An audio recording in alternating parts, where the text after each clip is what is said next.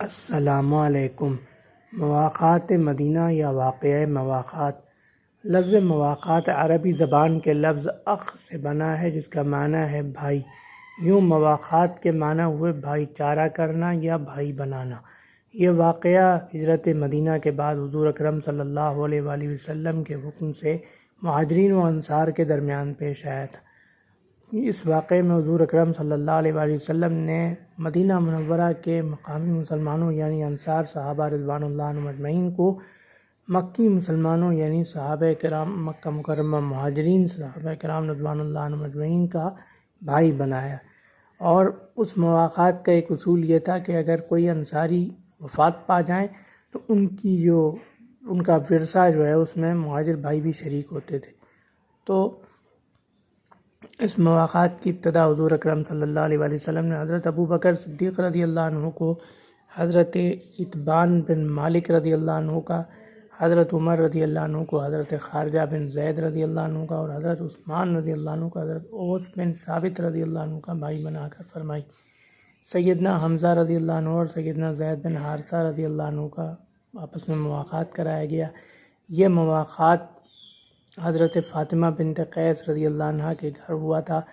اس کا تفصیلی ذکر سیرت ابن ہشام، تاریخ طبری، طبقات ابن سعد اور تاریخ ابن کثیر یعنی البدایہ والنہایہ میں بھی مذکور ہے۔ تو جب یہ مواقعات مکمل ہوا تو ایک روایت میں یہ ہے کہ حضرت علی کرم اللہ وجہ اس وقت شہر سے باہر تھے، شہر میں موجود نہیں تھے۔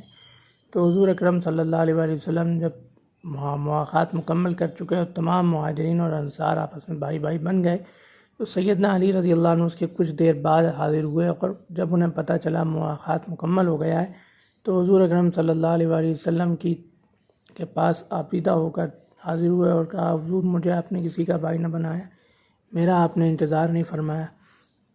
تو حضور اکرم صلی اللہ علیہ وآلہ وسلم نے ان کا دست مبارک اپنے دست مبارک میں لے کر فرمایا، کیونکہ آپ میرے بھائی ہیں، آپ کو ہم نے اس لیے کسی کا بھائی نہیں بنایا کیونکہ آپ ہمارے بھائی ہیں، دنیا و آخرت میں آپ ہمارے بھائی ہیں اور آپ ہماری ذمہ دار ہیں۔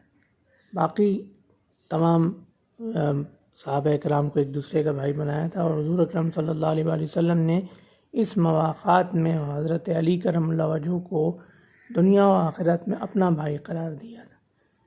یہ واقعہ مواقعات